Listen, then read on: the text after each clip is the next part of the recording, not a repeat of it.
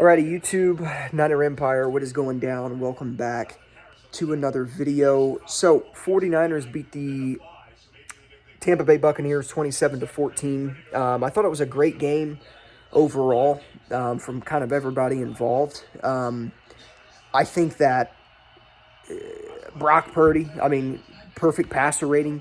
First 49ers quarterback to have a perfect passer rating since 1989 when Joe Montana had a perfect passer rating off of 19 pass attempts. Brock Purdy had 26 pass attempts. He went 21 of 26, 333 yards, and 3 touchdowns. Masterclass performance again by Brock Purdy. This is the second week in a row he's had pretty much a perfect passer rating. This week's game was better than last week's game in terms of that passer rating, though. But Brock Purdy's the real deal, man. I mean, anybody really questioning him up until this point right now is just delusional. He's doing this against very, very good defenses as well. So another masterclass performance from Brock Purdy. Christian McCaffrey had a great game. I think that was one of the bigger matchups going into this game was McCaffrey versus the Bucs run defense. The Bucs run defense is ranked 6th in the NFL.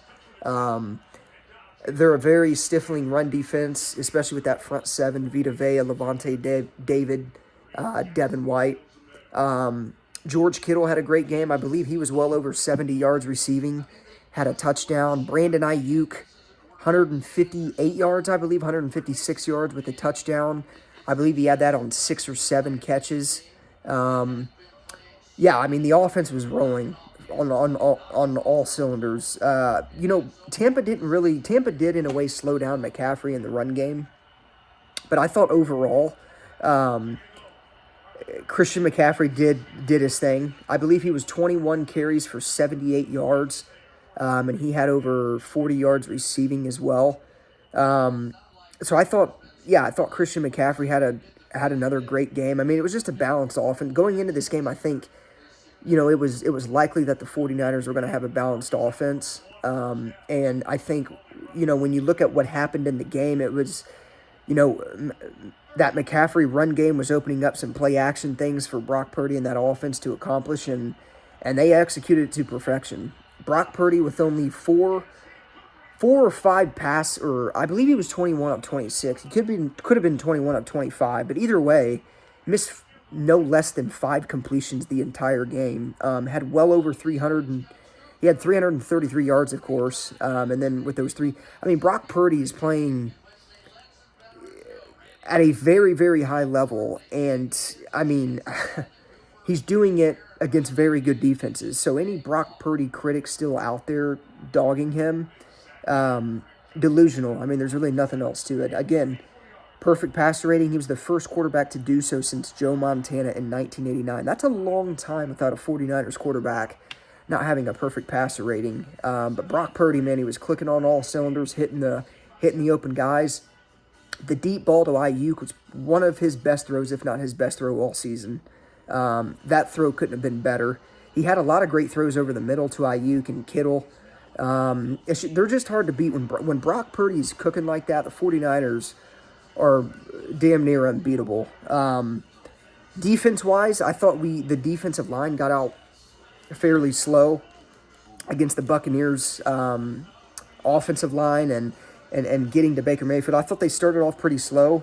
Towards the end of the game, though, they stepped up pretty big time. I know Nick Bosa had at least 1.5 sacks. He may have had 2 sacks. I thought one of them was an assist he got, but I'm not exactly sure the number on how many sacks we had this game. I believe it was somewhere upwards of 4 or 5 sacks. I know Chase Young had 1. Nick Bosa had 1.5 at least. Eric Armstead had 1. At the end of the day, the 49ers defensive line was, you could tell they were making Baker Mayfield uncomfortable. And then towards the end of the game, the Bucs offensive line started to get a little tired. You could tell. And that's when, Chase Young and Bosa and Hargrave and Armstead and then the guys just kind of took over. But and then aside from them, Fred Warner all over the field again. This is what the guy does. He's the best and most complete middle linebacker in all of football, and it's not even close. Fred Warner is such a important piece to this defense. I don't really think a lot of people understand. I mean, real Niners fans know how important he is, but Fred Warner, man, he just he's one of one. In the NFL, he is one of one, without a doubt. And then, obviously, Dre Greenlaw had a great game. Dre Greenlaw missed an interception that he should have had. I believe it was in the fourth quarter, but, I mean, it hit him right in the hands, and he dropped it. So he really should have had a pick today. But oh well. And then, I have to say, Charvarius Ward, Diamador Lenore had great games, especially Charvarius Ward, I thought. I thought Charvarius Ward had a very, very good game. They didn't let up a lot of receiving yards. You know, I think one of the bigger things going into this game was San Francisco being able to stop the dink and dunk from Baker Mayfield. Chris Godwin was a complete non-factor this game. I thought they pretty much shut down Rashid White for the most part. The corners, 49ers secondary played very well. And then I have to say, Jair Brown, 49ers rookie safety out of Penn State. Dog. I will say this. He did let up that big pass play given up. As soon as Talanoa Hufanga went down and Jair Brown came in, Baker Mayfield immediately targeted him. And he let up a pretty big chunk of yards. But, man, on the second drive, he just simply came alive. He had a pass breakup. I believe he had 2 pass breakups. He had that interception that got tipped in the end zone to pretty much seal the game. Yeah, he struggled at first, especially giving up that big chunk play. But, man, he came around. And Jair Brown is a really, really fun player to watch. And I can tell he's been learning from Talanoa Hufanga and Tashawn Gibson and that veteran group of safeties we have. And then, obviously, with Jair Brown, I mean, from here on out, he's our starting safety. Talanoa Hufanga went down today after Rashid White juked him out on a pass catch that Rashid White caught. I'm not going to lie. I mean, he juked Talanoa Hufanga out of his cleats. And unfortunately, Talanoa Hufanga went out of the game with a knee injury that was non-contact that happened on that play. 49ers and Shanahan and them, the guys, believe that it is a torn ACL, so that is a massive blow to that 49ers secondary. I definitely think when it comes to Hufanga, his shoes are going to be hard to fill. I mean, the ball just finds Hufanga. He gets a lot of interceptions. He's a very physical safety. He's one of them players that, you know, you feed the rest of the defense feeds off of. And to see him go down with a non-contact knee injury, which is likely to be a torn ACL, it just sucks. It not only sucks for the team, but it sucks for Hufanga because Hufanga is one of the most humble players in the NFL. He's a great dude, and he's a hell of a player as well. And to see him go down really, really sucks, especially at the point, you know, I mean, it was in the fourth quarter. There was only, you know, a minimal amount of time on the clock left, and to see him go down and basically a game that the 49ers already had won really, really sucks. So that's going to hurt the 49ers. But again, a lot of people have been hyping up Jair Brown, you know, backing up Hufanga. A lot of people, you know, think that he could be the next best thing for the Niners defense. He could possibly be Tashawn Gibson's successor. Obviously, we don't really know what Tashawn Gibson's future holds after this year. But a lot of people have high hopes for Jair Brown. And he did come in. He messed up. He made a mistake. And then he immediately made up for it on the following drive. So it'll be fun to watch him play from here on out and see how he kind of does. It'll be an honest assessment as well to see, you know, what he can kind of do. And you got to be excited about it. I mean, he's a young player. He's a very physical player, clearly. I think he showed in the time that he played in the game today when Hufanga went down that, I mean, he showed what he can be, a very physical player, hard-hitting safety. He's a ball hawk. That's what he was in college. So it'll be interesting to see how he can kind of fit in this 49ers defense moving forward. Obviously, a lot of people, like I said, were kind of wondering about him. A lot of people have high hopes from him. So, of course, we'll be able to see what he can do now with him being the starter moving forward. If, of course, Hufanga's MRI confirms that his ACL is torn.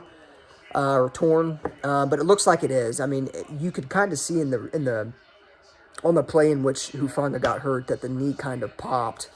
It just sucks, man. It really does. I mean, Hufanga was having a great season. He had at least 4 or 5 interceptions on the season, and to see him go down, at the point of time the game was at, just blows for the Niners. But again, next man up, and it's going to be Jair Brown's position from here on out. So obviously we'll be able to see what he can do.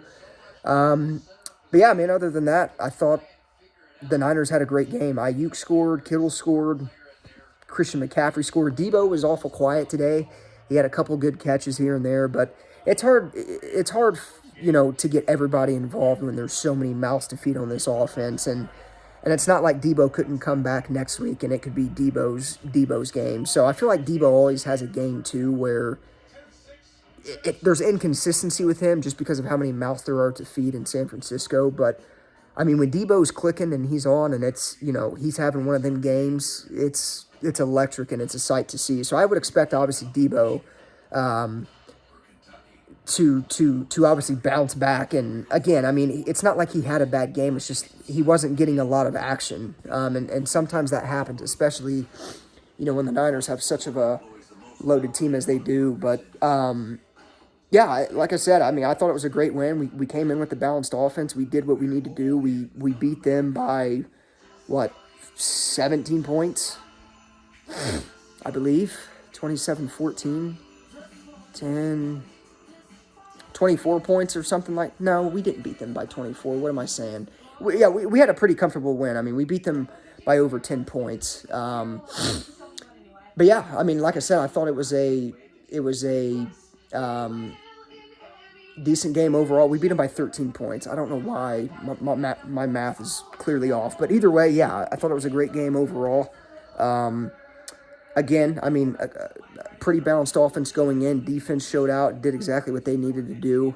And yeah, so it's on to Seattle for Thanksgiving night in Seattle. Obviously, we've seen the Seahawks lose today after they missed a game-winning field goal by Jason Myers. He missed the kick. Rams beat them, which helps the 49ers out big time because now the Niners are clearly the number 1 seed in the NFC West. Now, Seattle would have won.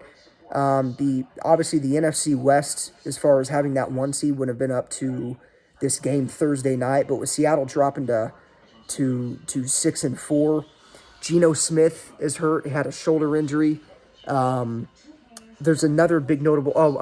Kenneth Walker has an oblique injury, so not good for Seattle going in on this short week. Obviously, the Niners will play again in 4 days, and to know that, Geno may not be fully healthy. Kenneth Walker's probably not going to play in that game. I guess it's kind of what it's trending to be with Kenneth Walker potentially being out.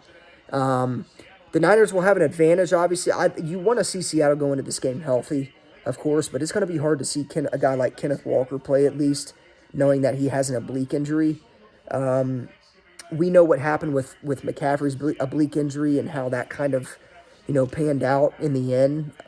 McCaffrey's status was kind of in doubt going into, the following week after the Browns game. And I can tell you this right now, if the Niners would have played on that Thursday after that Sunday, I don't think McCaffrey would have played. So that's why, in a way, it seems as if Kenneth Walker will be out for that game. Geno Smith, I don't know yet. Drew Lock did come in for Geno, but I don't know the severity of his injury, so that's going to be something to monitor moving forward into this Thursday night game. But, yeah, man, it's on to the next. Seattle, we're in Seattle for Thanksgiving. Still going to be a tough game. Pete Carroll's on that opposing sideline, and he's one of the better coaches in the NFL, clearly. I mean, look at their record. I feel like they're one of the worst teams that have 6 wins in the entire NFL. They just haven't played. There hasn't been a game that I've been like, okay, this Seattle team is legit. They kind of just getting squeak by wins, squeaking by teams, beating teams. But look, they're 6-4. The Niners are 7-3. And again, going into this game, Thursday's going to be huge. The 49ers will get a more demanding lead in the NFC West, of course, with the win. And then Seattle, I mean, I guess, seeing how healthy and seeing how unhealthy they could be, I guess, going into this game will be something to watch. Of course, we don't know if Geno will be out yet, but I can almost guarantee that Kenneth Walker probably won't play, especially if it's an oblique injury. So, obviously going to be something to monitor with that. But yeah, it's on to the next. Great win, great team win. Defense played well, offense played well. Brock Purdy, man, perfect passer rating. Another hell of a game from him. But yeah, other than that, I'll be back throughout the week, of course, with injury update. I'll probably be back tomorrow talking about the Hufanga update, and whether or not he does indeed have a torn ACL, and then obviously we'll get into the preview video at some point this week. So yeah, Niners win 27-14, beat the Bucs. Great team win. As always, go Niners. It's on to Seattle.